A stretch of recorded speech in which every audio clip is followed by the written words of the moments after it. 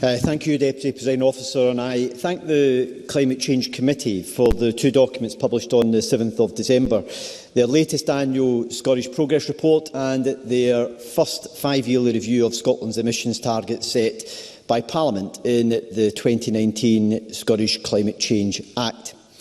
The reports recognise many areas of progress and welcome Scotland's extraordinary ambition with regards to climate change. However, we cannot ignore the fact that elements of the committee's advice make for difficult reading. It is evident that we are entering a very challenging chapter on our journey to net zero, with deep cuts to our emissions required over the course of this decade. We are committed to rising to that challenge and ending Scotland's contribution to climate change by 2045. This Chamber is aware of the scale and urgency of the climate emergency. That was why the Scottish Parliament quite rightly passed extremely ambitious targets for Scotland to reduce emissions by 75% by 2030, going beyond the target levels proposed by the Climate Change Committee, and to reach net zero by 2045. Today, we are over halfway to net zero. That is a record that we should take pride in, especially as we continue to be ahead of the UK as a whole in delivering long-term emission reductions. We must, however, be prepared for the possibility that the 2021 emission statistics show a rebound when reported next June, as a consequence of COVID restrictions being lifted during 2021, while significant sources of peatland emissions will be brought within scope for the first time when next year's target reporting uses the most up-to-date set of inventory methods. As recognised by the Climate Change Committee, this will bring significant challenge for meeting already ambitious statutory targets through the 2020s. The emissions cut required to meet future targets will involve genuinely transformative decisions for Scotland, with significant long-term investment, demand management and behaviour change required.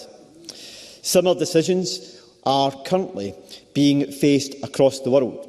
It is our responsibility to help Scotland make that transition and to continue to demonstrate our well-respected global reputation for action on climate change. The transition to net zero is not just an environmental imperative, but also an economic opportunity. We have seen great success in our renewable sector. Scotland, for example, represents the world's largest commercial round for floating offshore wind.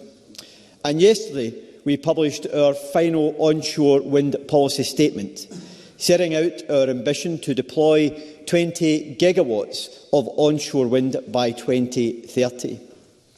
These successes need to be replicated in other sectors as we harness the opportunity that the transition will bring to Scotland.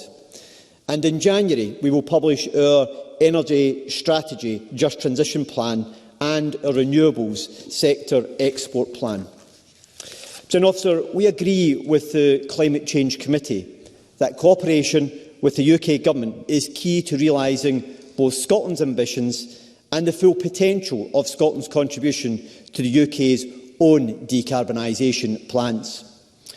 Given the significant powers reserved to Westminster, including on energy infrastructure, taxation and borrowing powers, Scottish ministers will continue to discuss further with UK Government ministers how we can ensure our plans can progress at the speed that we all require them to progress at.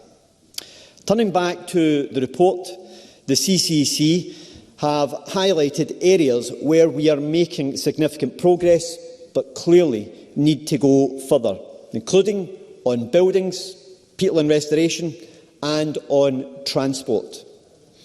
I'm pleased that the CCC recognises Scotland's ambition to decarbonise buildings much faster than the UK as a whole, as well as our substantial funding commitment and progress on enabling measures. Heating our homes and workplaces causes 20% of Scotland's emissions. We won't achieve our net zero target without ending our use of gas boilers. Therefore, we are stepping up our investment in accelerating deployment of heat and energy efficiency measures and to support those least able to pay, allocating at least £1.8 billion over the course of this Parliament. This funding is supporting a range of alternatives to fossil fuel heating, such as heat pumps, and measures to install better insulation, making homes easier and more affordable to heat, especially for those who need that help the most. It will also support investment in heat networks and in making sure that all of our public sector buildings can also move to zero-emission heat. We will consult next year on a Heating Buildings Bill, which will require all homes and buildings across Scotland to use net zero emission heating systems by 2045. And next year we also see the launch of our public engagement strategy, making people aware of what we are proposing to do, why it matters so much, and what this will mean in practice.